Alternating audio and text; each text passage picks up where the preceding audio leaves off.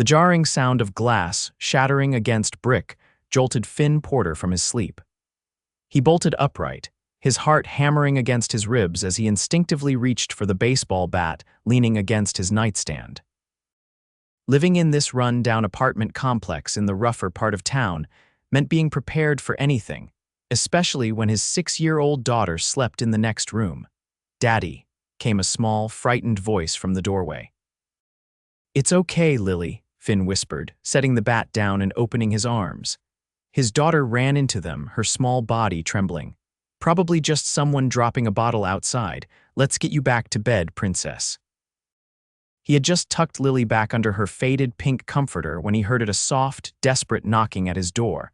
Not the pounding of police or the aggressive banging of trouble, but something urgent nonetheless. Finn hesitated, then kissed his daughter's forehead. "Stay here, Lily Bug." "I'll be right back." The knocking came again as he approached the door. Finn peered through the peephole to see a woman he didn't recognize, glancing nervously over her shoulder. Her expensive-looking clothes were disheveled, and even through the distorted view, he could see the terror in her eyes. Against his better judgment, he cracked the door open, chains still in place. "Please," she whispered, her voice cultured but trembling. "I need help. They're coming for me." Something about her desperation resonated with him. Finn made a split-second decision, unhooked the chain, and pulled her inside, shutting the door quietly behind her. In the dim light of his apartment, he could see her properly elegant features, dark hair hastily pulled back and wide, frightened eyes. She wore what appeared to be half of a formal outfit, an embroidered silk top paired incongruously with jeans and running shoes. "I'm Eliza," she said, still catching her breath. "Eliza Jensen. I'm so sorry to involve you in this, but I saw your light was on and I had to get away." "From what?" Finn asked, instinctively moving to the window to check the parking lot. "My family," she replied, her voice hollow. "Or rather, the man they're trying to force me to marry." Finn turned back to her, eyebrows raised. "Forced marriage in America, in 2023. When cultural traditions and business mergers worth billions are at stake, yes," she said bitterly. "Even in America, even now," a small voice interrupted them. "Daddy, who's the pretty lady?" Finn turned to see Lily standing in the hallway, rubbing her eyes.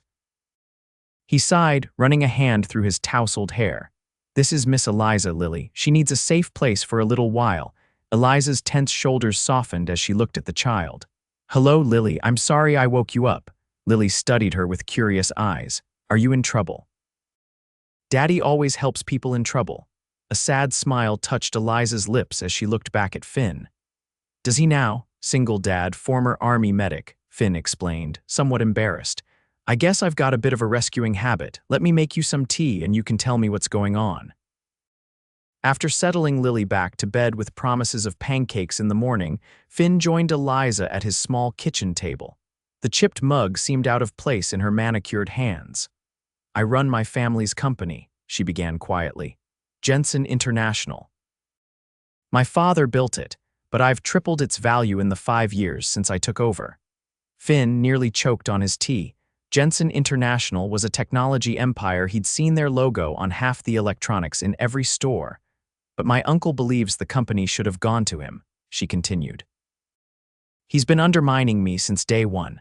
6 months ago, he introduced me to Lawrence Blackwell, CEO of our biggest competitor. The merger would be significant, but my uncle and Lawrence arranged more than a business merger. They planned a marriage." "That's archaic," Finn said, frowning. "It's business," Eliza countered with a humorless laugh. "At least, that's what they told me. Tonight was the formal engagement announcement. I played along until I could slip away. Lawrence realized I was gone, and he's not a man who likes losing. So you ran here, to the Pinewood Apartments." Finn gestured around his modest living space with its second-hand furniture and water stains on the ceiling. "I ran anywhere I could," she said simply. "I ditched my phone, they can track it. I just kept moving until I felt safe enough to stop. That's when I heard glass breaking and saw you at your window." Finn studied her. Despite her disheveled state, everything about her screamed wealth and privilege, worlds away from his life of double shifts and coupon cutting to provide for Lily. "You can stay tonight," he said finally. "But tomorrow you should call the police." Eliza shook her head vehemently. You don't understand. Lawrence has connections everywhere.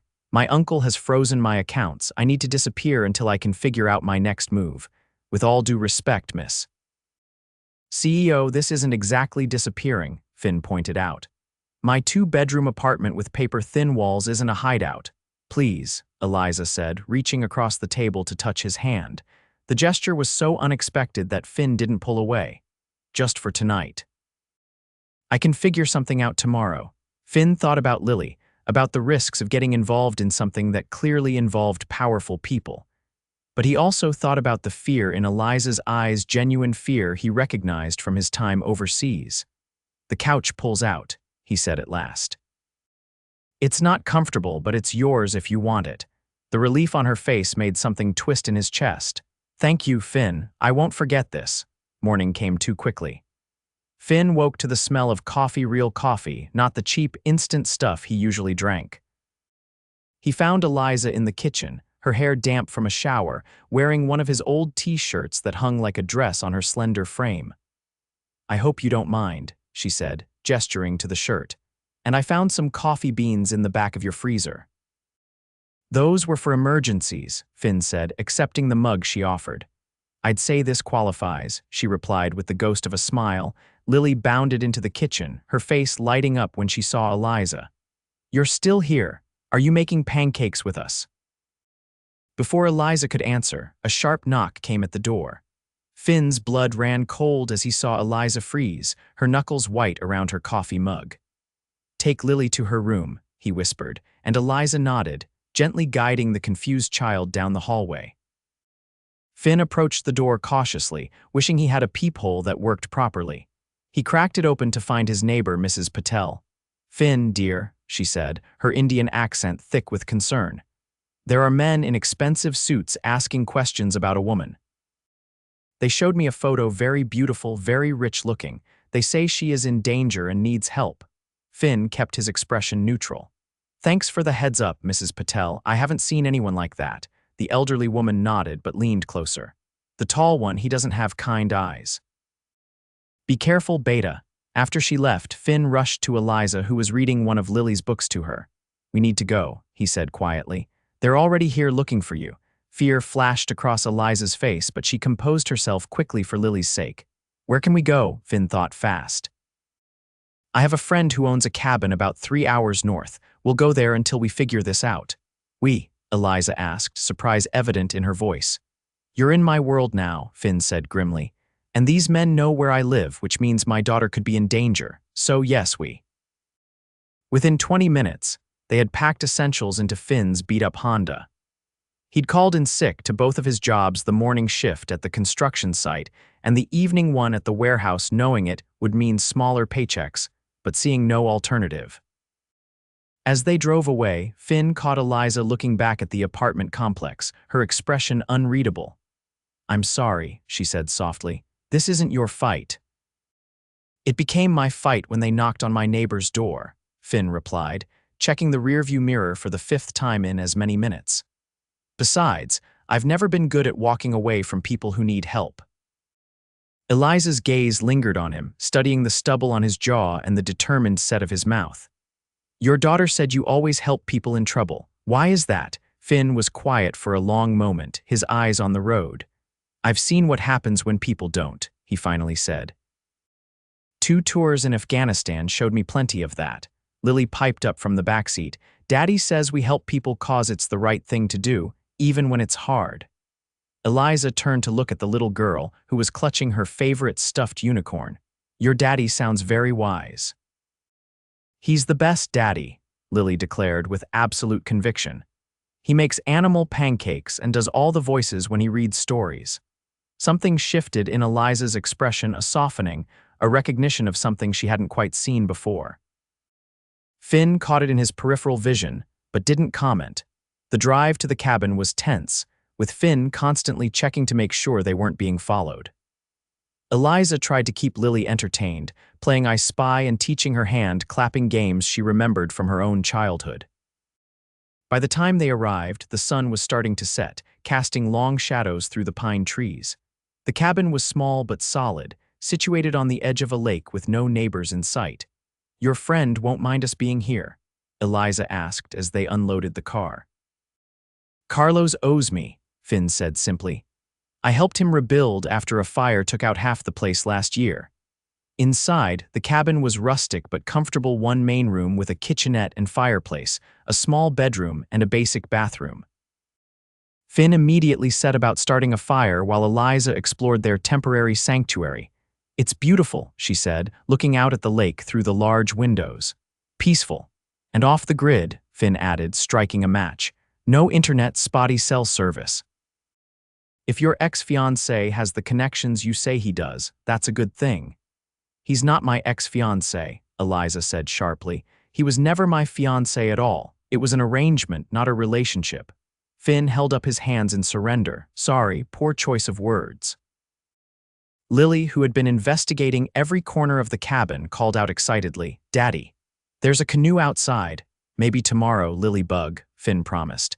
It'll be dark soon and we need to get dinner going. As night fell, they settled into a surprisingly comfortable routine. Eliza insisted on cooking, revealing an unexpected talent for creating a meal from the limited supplies they'd brought. Finn built up the fire and set up the sleeping arrangements, the bedroom for Eliza, the pull-out couch for him and Lily. After Lily fell asleep, Finn joined Eliza on the small porch where she sat wrapped in a blanket, staring at the starlit lake. Thank you, she said without looking at him. For everything. I know this isn't what you signed up for. Finn leaned against the railing, his breath visible in the cool night air. I'm still not entirely sure what I did sign up for. I know you're running from an arranged marriage, but there's got to be more to it. Eliza was quiet for so long that Finn thought she might not answer. When she finally spoke, her voice was low and intense. The merger would give Lawrence controlling interest in both companies. He'd dismantle everything my father built, everything I've worked for. And my uncle would get a payout that would set him up for life, while hundreds of employees would lose their jobs. So it's about business, Finn said, nodding. Not entirely, Eliza admitted, finally looking at him. Lawrence is controlling, possessive. I've seen how he treats women who work for him. I've heard stories about his ex-girlfriends, the thought of being legally bound to him. She shuddered visibly. Finn felt a protective anger rising in his chest. Has he hurt you? Not physically, Eliza said. But he made it clear what he expects in a wife: compliance, submission, a pretty accessory who knows when to speak and when to stay silent. Her laugh was bitter. Everything I'm not. Good, Finn said firmly. Don't ever become that for anyone. Their eyes met in the darkness, an understanding passing between them that went beyond words. For a moment, Finn saw her not as the CEO of a billion-dollar company, but simply as a woman fighting for her freedom, something he had risked his life for overseas. The next morning brought a lightness neither of them had expected.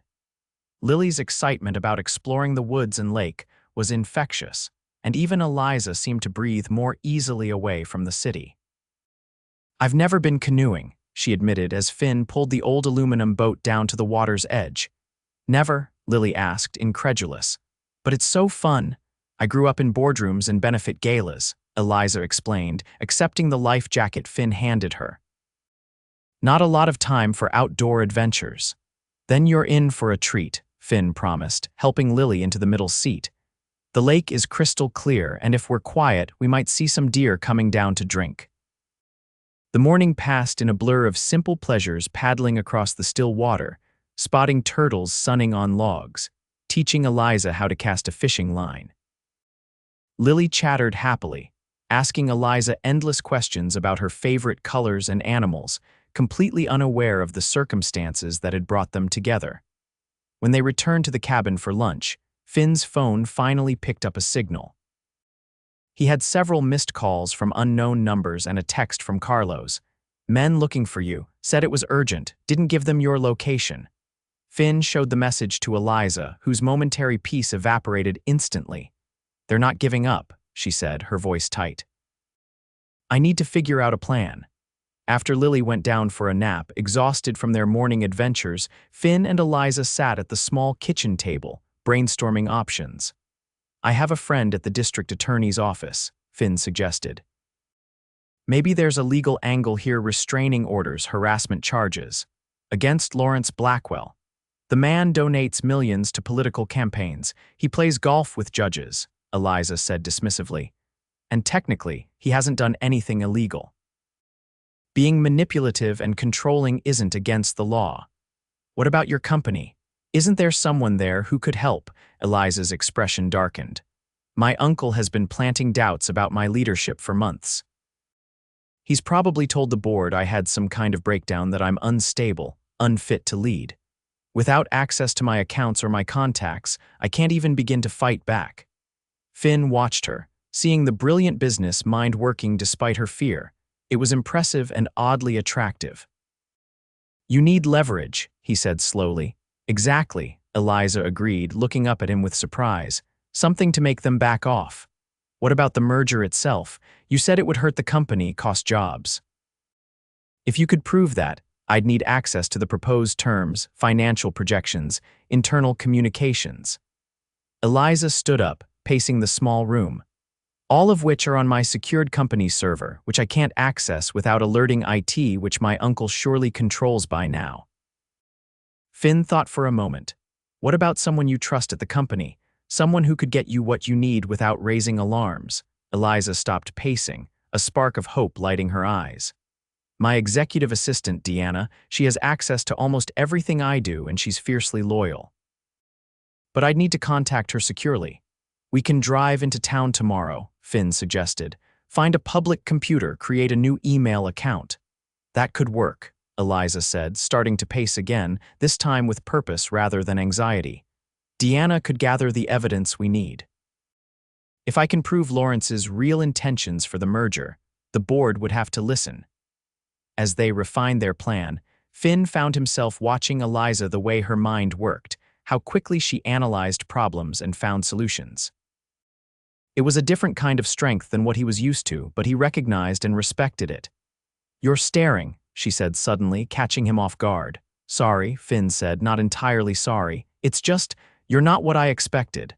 What did you expect from a CEO on the run? Someone more. He searched for the right word. Entitled, maybe, someone who'd be falling apart without her usual comforts. Eliza's smile was rueful. I grew up with nothing, actually. My father built Jensen International from scratch when I was a child. I remember the years of ramen noodles and second-hand clothes. I've never forgotten where we came from. Before Finn could respond, Lily appeared in the doorway, rubbing sleep from her eyes. The moment passed, but something had shifted between them. The next day, they made the drive to the nearest town, a small community about 20 miles from the cabin. The local library offered public computers, and Eliza worked quickly, setting up a secure email account and sending detailed instructions to Deanna. Now we wait, she said as they left the library. Deanna will contact us when she has what we need. They spent the afternoon exploring the town, a small ice cream shop for Lily, a hardware store for supplies Finn wanted for the cabin. For a few hours, they almost felt like a normal family enjoying a day out. At a small park, Lily convinced them to push her on the swings. As Finn gave her a gentle push, he caught Eliza watching them, something wistful in her expression. Never been to a playground either, he asked lightly. Not since I was very young, she admitted. My father worked constantly, and after my mother died, there wasn't much time for this. That's sad, Lily declared, overhearing as she swung back. Playgrounds are the best part of being a kid. Well, I'm enjoying it now, Eliza said with a genuine smile. Better late than never, right? On the drive back to the cabin, Lily fell asleep in her booster seat. In the quiet car, Finn glanced over at Eliza. Can I ask you something personal? He said. I think we're well past formalities at this point, she replied. Why didn't you just refuse the arrangement, walk away? With your resources, you could have disappeared anywhere in the world. Eliza was silent for a long moment. Pride, maybe, she finally said, or stubbornness. I built that company into what it is today. Why should I be the one to walk away from it? From my life's work, Finn nodded, understanding completely. You shouldn't have to. What about you? She asked. How did you end up a single dad working 2 jobs? It was Finn's turn to fall silent. Lily's mother left when she was 6 months old. Said she wasn't cut out for motherhood. I'd just gotten out of the army, was dealing with some PTSD issues. It was rough for a while. I'm sorry, Eliza said softly. That couldn't have been easy. It wasn't, Finn admitted, but Lily saved me. Gave me a reason to get up every morning, to keep pushing forward. Everything I do is for her. Eliza's gaze lingered on his profile. She's lucky to have you. I'm the lucky one, Finn said, and the conviction in his voice made something stir in Eliza's chest. That evening after dinner, Lily asked Eliza to read her bedtime story. Finn watched from the doorway as the powerful CEO did all the character voices, making his daughter giggle with delight. Something warm and unexpected bloomed in his chest, a feeling he hadn't experienced in years. When Lily finally dozed off, Eliza quietly joined Finn by the fireplace. They sat in comfortable silence, watching the flames dance. She's amazing, Eliza said eventually. You've done an incredible job with her. She makes it easy, Finn replied. Most days anyway. Another comfortable silence stretched between them, until Eliza spoke again. I keep thinking about what you said yesterday about never becoming someone I'm not for anyone else. The truth is, I've been doing exactly that my whole professional life. Being tougher, more ruthless than I naturally am, because that's what's expected in my world. And who are you naturally? Finn asked, genuinely curious. Eliza seemed to consider this carefully. Someone who enjoys simple pleasures, someone who wants to make a difference, not just make money. Someone who? She hesitated, then finished softly, someone who envies what you have with Lily. Their eyes met over the flickering firelight, an unspoken connection deepening between them. Finn found himself leaning slightly toward her, drawn by something he couldn't quite name. The moment was broken by the chime of Finn's phone. It was an email notification from the address Eliza had created. It's Deanna, Eliza said, suddenly all business as she read the message. She's got everything we need. Financial projections showing the true impact of the merger, emails between Lawrence and my uncle discussing how they'd dismantle the company's core divisions. Even some questionable accounting practices Lawrence has been using. Is it enough? Finn asked. More than enough, Eliza said, her eyes gleaming with determination. With this, I can call an emergency board meeting and expose everything. My uncle and Lawrence won't know what hit them. So what's our next move? I need to go back, Eliza said firmly. Face this head on. Finn felt a surprising twinge of disappointment. When? Tomorrow, she decided. The sooner the better. Deanna says the announcement of my nervous breakdown is scheduled for the day after tomorrow. We need to preempt it. That night, neither of them slept much. Finn lay on the pull-out couch, listening to the sounds of the forest and thinking about how quickly Eliza had become important to him. In just a few days, she had transformed from a stranger at his door to someone he admired, respected, and was increasingly attracted to. For her part, Eliza stood by the bedroom window, looking out at the moonlit lake and wondering how returning to her world would feel after experiencing the simple warmth of Finn and Lily's life. The thought of never seeing them again left an unexpected ache in her chest. The drive back to the city the next morning was subdued. Even Lily seemed to sense the shift in mood, her usual chatter reduced to occasional questions about when they might return to the cabin. Eliza had directed them to a side entrance of the Jensen International headquarters, a massive glass tower that dominated the downtown skyline. Deanna would be waiting there, ready to escort her directly to the boardroom, where an emergency meeting had been called. As Finn pulled up to the designated spot, he felt woefully out of place in his battered Honda, surrounded by gleaming luxury cars and sleek architecture. "This is your stop," he said, trying to keep his voice light. "Good luck in there." Eliza didn't move to exit the car. Instead, she turned to look at Lily in the back seat, then back to Finn.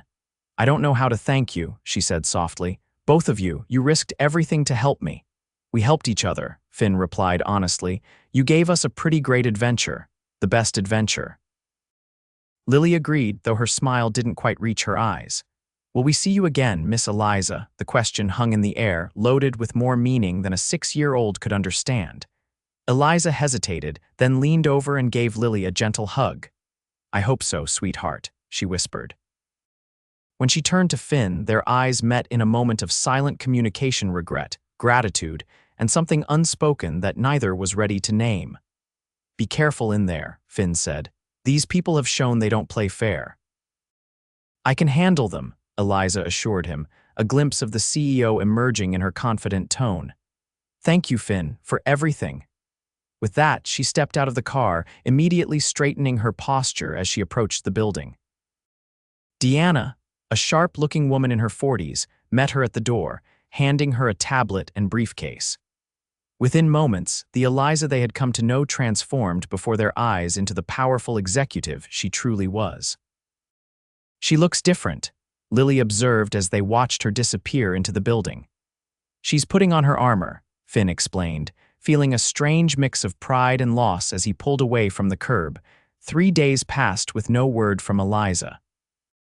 Finn returned to his jobs, Lily to her kindergarten class, and their life resumed its normal rhythm, except it didn't feel normal anymore.